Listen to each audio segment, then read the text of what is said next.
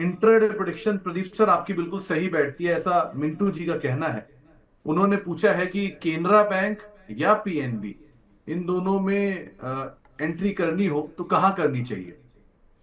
देखिए, Canara bank basically अभी चल रहा है ऑलमोस्ट 108 के आसपास। मुझे लगता है कि 126 127 के आसपास एक रेसिस्टेंस है। अगर 127 इसके ऊपर क्लोजिंग होता है, उस केस में यहाँ पे पॉसिबिलिटीज बनेगा। मैं कैनरा बैंक के साथ ही जाना चाहूँगा। बाकी पीएनबी भी मुझे अच्छा लगता है, लेकिन पीएसयू स्टॉक्स अभी नहीं चलने वाला। तो पीएसयू स्टॉक्स अभी चलेंगे नहीं, आपको एक राय दी गई है दोनों बैंकों के संदर्भ में। इसके अलावा एक सवाल आया है नितेश कुमार सिंह साहब का। इनके पास आलोक इंडस्ट्री के शेयर है। ये कंपनी वैसे तो लॉस मेकिंग है, और इन्होंने 21 साढ़े 21 रुपए के दाम पे खरीदारी की है। 2 से 3 महीने का नजरिया है, क्या करना चाहिए। देखिए, आलोक इंडस्ट्री बहुत चला है। ऑलरेडी ऑलरेडी हमने देखा कि 14 टका 15 टका से नॉन स्टॉप भाग के 23 24 के आसपास हो गया था। डबल टॉप बिल्ड किया, उससे नीचे आया, और मुझे लगता है कि आपको एक बार एग्जिट होना बहुत ही इंपॉर्टेंट है। क्योंकि ऐसे स्टॉक्स, तो मैं हमेशा से बताता हूँ कि ऐसे स्टॉक्स एटलीस्ट वो मल्टीवेगर हो जाएगा, डिकेट टू डिकेट रखना है, ऐसा नहीं है। आपको एक बार जो है एग्जिट करना चाहिए ऐसे स्टॉक से। सो मेरे हिसाब से तो आपको फ्रेश बाई भी नहीं करना चाहिए स्टॉक में। तो अभी तो फिलहाल नई खरीदारी भी नहीं करनी चाहिए, आपको ये राय दी गई है। जैसे ही तेजी मिले आप निकलने की कोशिश करें, वो ज्यादा बेटर है। कुछ और सवालों में एसआरएफ श्री राम फाइबर गौरव सर्राफ साहब के पास है। करीब 10 से 15% ये ऊपर से नीचे आ चुका है। अब इनको घबराहट हो रही है, क्या करना चाहिए इसमें। प्लस नवीन फ्लोरीन, यहां पर भी क्या करें। देखिए, एस आर एफ अभी 3117 के आसपास चल रहा है। मुझे लगता है कि अच्छा पैटर्न बेस बना है। इनफैक्ट एक कंसोलिडेशन पैटर्न में था। 2021 से आप देखेंगे लगातार मार्च 2025 तक ऑलमोस्ट 26% जो है नेगेटिव रिटर्न था, और चला नहीं है। बहुत लंबा टाइम से कंसोलिडेशन पैटर्न में था। उसके बाद वीकली बेसिस पे एक जो है रेंज के ऊपर सस्टेन किया, ब्रेकआउट आया। अभी मुझे लगता है कि 3115 जो चल रहा है, ये बहुत ही शानदार प्राइस है। आपका बाई ऑन डीप करना चाहिए। और बाई ऑन डीप क्योंकि इसलिए करना चाहिए क्योंकि लास्ट 3 साल का जो एक कंसोलिडेशन था उसके ऊपर सस्टेन हो रहा है। So as per the my interpretation मुझे लगता है कि एक बार 3650 3650, उसके बाद 3800 का आने का हाई चांसेस है। 3 से 4 महीने का एक बार प्लान कीजिए आप। 3 से 4 महीने का आप प्लान करिए, आपको एक राय एसआरएफ के संदर्भ में दी गई है। इसके अलावा मिस्टर एबी का एक सवाल आया है लक्ष्मी डेंटल को लेकर। इन्होंने 506 रुपए के दाम पे खरीदारी कर रखी है। ये भी हाल की ही लिस्टिंग है, सो बहुत ज्यादा डेटा तो नहीं होगा इसका भी अवेलेबल। करना क्या चाहिए प्रदीप सर।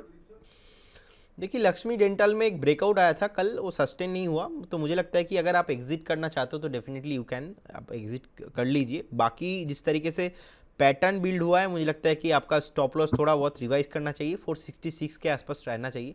466 के आसपास आप स्टॉप लॉस मेंटेन कीजिए, बाकी बने रहिए। अब इसमें दिक्कत क्या होता है ना, अगर आपका पोजीशन साइजिंग बहुत हाई होता है ना, उस टाइम पे आपको टेंशन होता है। तो इसीलिए स्टॉक मार्केट पे आने से पहले पोजीशन साइजिंग ठीक कीजिए। पोजीशन साइजिंग होना चाहिए आपका जो एक्चुअल रिस्क टेकिंग एबिलिटी है उसके अंदर। सुबह से सर ये क्वेश्चन ना ऑलरेडी आई थिंक जिस जिस चैनल पे मैं गया, जहाँ पे गया, जो भी एंकर थे, ये लक्ष्मी डेंटल, क्योंकि इसका कॉल का हमने कल ही बाय रिकमेंडेशन दिया था। पहला टारगेट से 2 रुपीस नीचे था, अचीव नहीं हुआ। बाद में थोड़ा बहुत आज हल्का हुआ है। तो हम्म प्रॉब्लम उनको है जिन्होंने बहुत हैवी क्वांटिटी लिया है। प्रॉब्लम उनको है जिन्होंने स्टॉप लॉस नहीं मेंटेन किया। सो इसीलिए ना स्टॉक मार्केट में आपको सीखना चाहिए कि कैसे आप, मार्केट वॉलेटाइल तो है, मार्केट वॉलेटाइल से ज़्यादा वॉलेटाइल है आपका माइंडसेट वॉलेटाइल। सो ये माइंडसेट को कैसे वॉलेटाइलिटी आप नहीं होगा, इसके लिए आपको थोड़ा मेडिटेशन करना पड़ेगा, रिस्क मैनेजमेंट करना पड़ेगा, तभी जाके आप सस्टेन कर पाओगे। बाकी मुझे लगता है कि ये स्टॉक एक बार 466 465 के आसपास आपको स्टॉप लॉस रिवाइज करना चाहिए और आपको बने रहना चाहिए। प्रदीप सर एक बात बताओ, आप सालों से बाजार में हो। ऐसी सिचुएशन कई बार आई होगी, कई अच्छा स्टॉक आपने, आपका स्टॉप लॉस ले गया होगा या नीचे आ गया होगा, मीडियम टर्म के लिए लॉन्ग टर्म के लिए आपने लिया होगा उसे, और फिर वो बहुत टाइम नीचे रहने के बाद ऐसा चला कि हाथ ही नहीं आया कभी। सो ऐसी सिचुएशन आपने कई बार देखी होगी। तो उस समय पर ये जो सिचुएशन है, जैसे लक्ष्मी डेंटल है, इसमें आज स्टॉप लॉस ट्रिगर हो गया, ये नीचे आ गया है, जो भी है, आज से 5 साल बाद या 10 साल बाद सिचुएशन कहीं और खड़ी होगी स्टॉक की। भले वो नीचे हो भले वो ऊपर हो, जो भी होगा। लेकिन ऐसी सिचुएशंस तो पहले भी आती रहती हैं। तो शॉर्ट टर्म में तो आप कई बार दिक्कतें झेलते हो, लेकिन लॉन्ग टर्म में तो कहानी कुछ और होती है। तो ये सिचुएशन में आप क्या कहोगे? देखिए मुझे लगता है कि बेसिकली सीन क्या है ना, सीन यही है कि सर बहुत बार ऐसा होता भी है, बहुत बार नहीं, मैक्सिमम टाइम ही ऐसा होता है। और अभी तो मार्केट अच्छा है, सो 25,000 के ऊपर है। देखिए इतना प्रॉब्लम आया फिर भी जो है मार्केट में ज़्यादा कुछ जो है नीचे नहीं आया। सो इसीलिए क्या होता है ना, मैं हमेशा क्या करता हूँ, मैं हमेशा यही बोलता हूँ कि स्विंग ट्रेड कीजिए, डिलीवरी में बाय कीजिए। अगर कभी भी बाई चांस एक दो दिन, तीन चार दिन में शॉर्ट टर्म में टारगेट नहीं भी आता है तो क्या क्या फर्क पड़ता है, आप बने रहिए। ऐसा तो कोई कल ही कोई क्रैश नहीं आ रहा है ना, ऐसा कहीं कल ही कोई बॉम्बे स्टॉक एक्सचेंज पे कोई बॉम्ब नहीं मर रहा है। सो सिंपल सा है, बने रहिए, कोई प्रॉब्लम नहीं है। अगर टेक्निकल फंडामेंटल अच्छा है, हो सकता है कि शॉर्ट टर्म, और देखिए जितना ज़्यादा शॉर्ट टर्म ट्रेडिंग एक्टिविटी होगा उतना ही ज़्यादा आपको थोड़ा अलर्ट रहना पड़ेगा। और शॉर्ट टाइम फ्रेम में तो ऑब्वियसली थोड़ा बहुत ज़्यादा वॉलेटाइल रहता है। और ऐसा नहीं, ऐसा एक दो बार पांच बार नहीं, बहुत बार हुआ है कि स्टॉप लॉस कटा है, उसके बाद हमने रिवाइज स्टॉप लॉस किया है, उसके बाद से फिर से स्टॉक ऊपर घूमा है। तो डेफिनेटली इसीलिए एक बार जो है फंडामेंटली अच्छा स्टॉक्स में दाव लगाना चाहिए। और लक्ष्मी डेंटल भी मुझे लगता है कि सर अच्छा कंपनी है, ऐसा कोई प्रॉब्लम नहीं है। बाकी स्टॉप लॉस थोड़ा एक बार रिवाइज कीजिए और बने रहिए। हम्म। तो आप स्टॉप लॉस रिवाइज करिए, बने रहिए, ऐसी कोई दिक्कत नहीं है। बस वो ठीक है, थोड़ा बहुत ऊपर नीचे मीडियम टर्म में चलता है, लेकिन लॉन्गर ड्यूरेशन ऑफ टाइम में आप आराम से बने रह सकते हो उनके अंदर। आगे बढ़ते हैं, और एक दर्शक हमारे साथ मौजूद है पटना से, आकाश जी मौजूद हैं। आकाश जी नमस्कार। Sir, good afternoon, Sumit sir and Pradeep sir. Big fan of good Moneyline sir. Afternoon. Good afternoon Akash ji, good afternoon. Sir मेरा ये सवाल था प्रदीप सर से। मैंने ट्रांसलेन लाइटनिंग का 995 पे लिया है 100 शेयर। तो अभी काफी नीचे चला आया है, तो उस पर क्या व्यू? वैसे मैं 2 महीने के लिए होल्ड कर सकता हूँ, 2 से 3 महीने। तो क्या करना चाहिए? बस प्रदीप सर जी का कॉल था, उस पर मैं थोड़ा सा ओपिनियन लेना चाहता हूँ। चलिए, तो Pradeep sir, trans rail lighting 100 share है, 995 के दाम पे इन्होंने खरीदारी की है।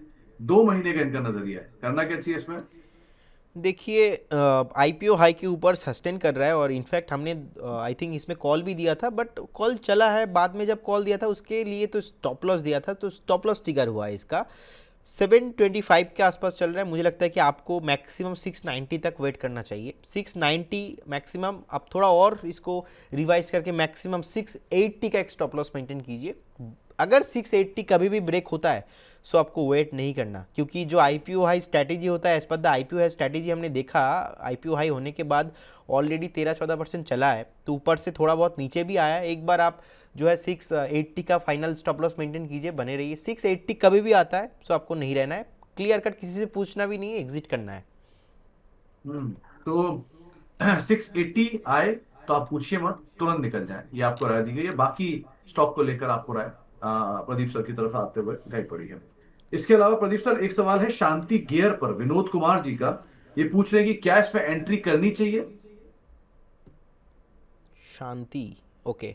553 के आसपास चल रहा है सर, एक डबल टॉप ब्रेकआउट आया है। सो डबल टॉप ब्रेकआउट के ऊपर सस्टेन भी कर रहा है। 540 के आसपास एक ब्रेकआउट आया था।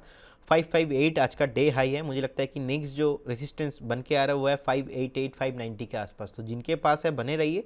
आप करंट जोन से भी बाई करके जा सकते हो, लेकिन इस केस में आपको एक स्टॉप लॉस मेंटेन करना पड़ेगा 538 का। 538 का एक स्टॉप लॉस मेंटेन कीजिए, बाकी बने रहिए।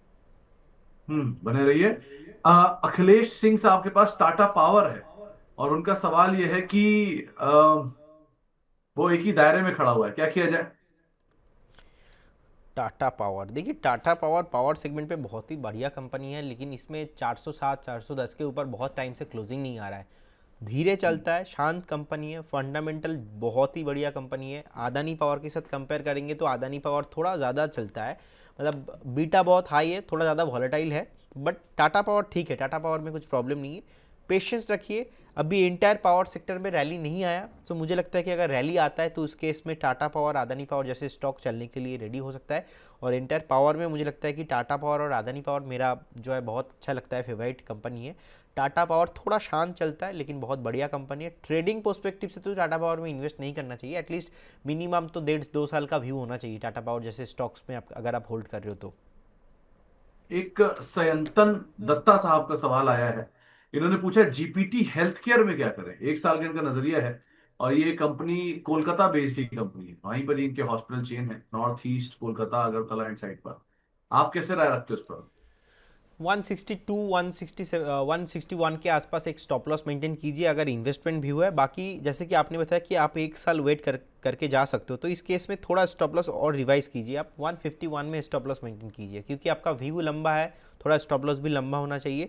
151 आपका स्टॉप लॉस होना चाहिए। और एक बार जो टारगेट आने का पॉसिबिलिटी है, मुझे लगता है पहला तो 189, सेकेंड इसमें 200 के आसपास।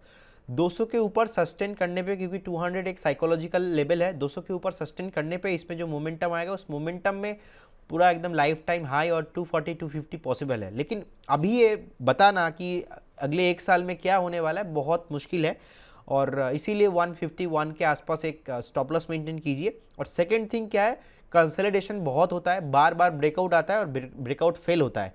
सो मेक श्योर आपका व्यू एक साल का है, लेकिन स्टॉक में निवेश करके आप रात को सो नहीं पाएंगे ठीक से, तो इसीलिए 151 का स्टॉप लॉस के साथ बने रहिए। लेकिन 189 198 मैक्सिमम जा सकता है, 200 के ऊपर शांति मिलेगा। अभी तो कोई शांति का सीन मुझे नहीं लग रहा है। हम्म। सरवनी जी पूछ रहे हैं कि इन्वायरो इंफ्रा 304 पे ले रखा है, यहाँ क्या करें? अभी आप बात कर भी रहे थे इसकी, ये टॉप पर लेकर बैठी है, अभी क्या करा जाए? कि अभी अभी सर मुझे लगता है कि एक टॉप बन चुका है, स्टॉक फिर से नीचे आने के लिए रेडी हो रहा है। देखिए ये तो क्या हो गया कि आपका व्यू क्या है, तो मुझे लगता है कि नेक्स्ट 3 हफ्ता में तो मैं देख रहा हूँ चार्ट में 255 भी आने का पोटेंशियल है। तो मोटा मोटा अप टू 45 टू 40 के आसपास एक स्टॉप लॉस बन रहा है। क्योंकि अभी अगर मैंने आपको बताया ना, इसका स्टॉप लॉस 265 में ट्रिगर हो जाएगा, क्योंकि जिस तरीके से टॉप बनाया 300 से नीचे आया और अभी 20 रुपया नीचे आया, तो इजीली और 30 रुपीज़ नीचे आ ही सकता है इजीली। तो इसीलिए 248 247 एक स्टॉप लॉस मेंटेन कीजिए, बने रहिए। लेकिन अगर आपका जो है बाइंग बहुत हाई है, तो आप करेंट जोन से भी आप एक बार एग्जिट करके जा सकते हो। बाइंग प्राइस यार आपने कितना बताया? 304 टॉप पर। 304, तो फिर अभी तो कोई मतलब ही नहीं है एग्जिट करने का, आप थोड़ा वेट कीजिए। आपको 247 248 के आसपास तो आपको एक स्टॉप लॉस मेंटेन करना पड़ेगा। ये नेक्स्ट जो रैली होने वाला है 260 265 तक आने का पोटेंशियल है। उस जोन पे आने के बाद एक बार फिर से रैली अप साइड में पॉसिबल होगा। हम्म। तो ये सवाल पर आपको एक राय दी गई है, एनवायरो इंफ्रा के सवाल पर।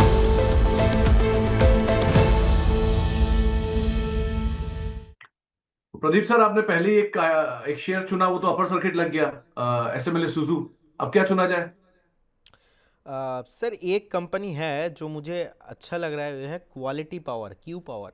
सो क्यू पावर मुझे अच्छा लग रहा है, और आई थिंक मैंने पहले भी कॉल दिया था, अचीव हुआ है क्यू पावर में। बट रिसेंटली जिस तरीके से यहाँ पे एक मोमेंटम देखने को मिला, मुझे लग रहा है कि अच्छा है। और इंटरेस्टिंग फैक्ट ये है कि स्टॉक करेक्शंस पे भी आ रहा है, तो अभी नहीं बाई करना। मुझे लगता है कि एक बार आपको 815 से लेके 820 के आसपास मिल सकता है। तो कभी भी अगर 815 से 820 के आसपास मिलता है तो बाय कीजिए। उस केस में स्टॉप लॉस होना चाहिए आपका 765, और टारगेट होगा 915 और 1000 के ऊपर। लेकिन अभी कंडीशन ये है कि करेंट जोन से बाई नहीं करना है। 815 से 820 के आसपास अगर कभी भी क्वालिटी पावर आपको मिलता है, सो बाय ऑन डीप आप करते रहिए। हम्म। तो बाय ऑन डिप्स का रणनीति रखेंगे आप क्वालिटी पावर में, यहां आउटराइटली खरीदारी ना करें।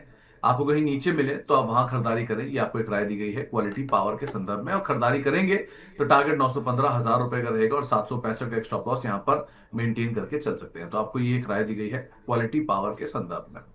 प्रदीप सर, आप कार्यक्रम में शामिल हुए, बहुत बहुत शुक्रिया। जाने से पहले कोई डिस्क्लेमर?